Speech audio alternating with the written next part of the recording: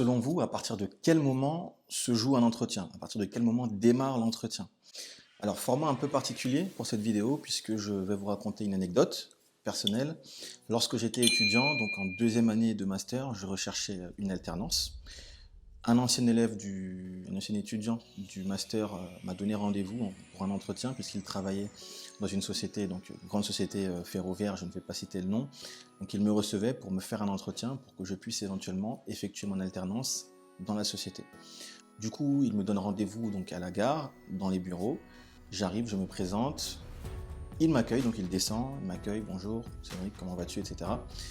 Et à ma grande surprise, au lieu de, qu'on se dirige directement dans les bureaux, on sort, donc on va sur les quais et il commence à aller à la rencontre des différents collaborateurs qui eux travaillent sur les quais pour discuter un petit peu, dire bonjour, échanger, voir comment ça se passe.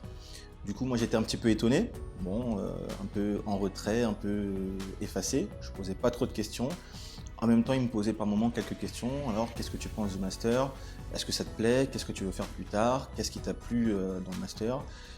Voilà, quelques questions, mais l'entretien n'avait, en tout cas selon moi, pas vraiment démarré. D'autant plus que parfois, je me retrouvais même seul, puisqu'il allait discuter et échanger avec les autres collaborateurs. Donc, ça a duré une quinzaine de minutes, une bonne quinzaine de minutes. Ensuite, donc, on repart dans les bureaux, on remonte, et cette fois-ci, on va donc dans son bureau et on démarre l'entretien. Donc l'entretien a duré à peu près 1 heure et demie.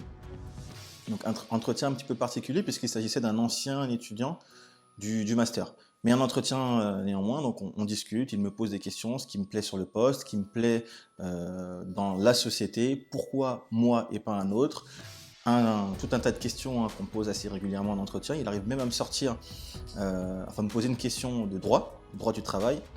Et il sort même le code du travail, on discute, on rigole, etc. Donc tout se passe plutôt bien, en tout cas à mon sens. Et je ressors de cet entretien assez confiant en me disant que voilà, j'ai mis toutes les chances de mon côté. J'ai avancé mes compétences, j'ai dit ce qui me plaisait sur le poste, sur la société. C'est vrai, la société me plaisait également. Et je me dis, écoute Cédric, j'espère que ce sera positif. Donc je patiente. Et j'ai une réponse la semaine qui suit et malheureusement la réponse est négative. Alors, il me fait une réponse détaillée par mail et puis après on échange aussi par téléphone. Donc ce qu'il me dit c'est que l'entretien en lui-même s'est très bien déroulé, mon profil lui plaît, mais que ce qui malheureusement va jouer en ma défaveur, c'est les 15 minutes avant l'entretien. Donc lorsque nous étions sur les quais, ce qu'il me dit c'est qu'il aurait aimé que je sois un petit peu plus proactif, que je pose également plus de questions, que je me montre plus intéressé, plus dynamique, plus vivant en tout cas sur cette période-là, cette période de 15 minutes, donc comme je l'ai dit précédemment. Donc l'intérêt de cette anecdote, c'est quoi? C'est de vous faire vraiment comprendre que votre entretien ne démarre pas lorsque vous êtes dans la salle d'entretien avec le recruteur. Il peut démarrer dès l'instant où vous mettez le pied dans les locaux de la société, que ce soit à l'accueil, que ce soit à la machine à café, si votre interlocuteur vous propose un café et que vous commencez à échanger, l'entretien démarre ici. Parfois, c'est même fait exprès. Là, en l'occurrence, c'était fait exprès. Ce sont des techniques d'entretien qui peuvent permettre aussi de faire la différence entre différents candidats. Quel candidat est proactif ou non, quel candidat est dynamique ou non, quel candidat pose spontanément des questions ou non. Donc, ce qu'il faut vraiment retenir, et c'est l'intérêt pour moi de cette vidéo, un peu particulière donc, c'est que votre entretien démarre dès l'instant où vous avez mis les pieds dans la société. Donc, dès cet instant-là, vous devez adopter les codes de l'entretien que j'ai déjà évoqués dans d'autres vidéos, et surtout vous devez vous dire que si une personne vient vous parler, surtout si c'est la personne avec qui vous avez rendez-vous, vous devez dès cet instant-là vous mettre dans la peau du candidat. Alors il ne s'agit pas non plus de surjouer, il faut rester naturel.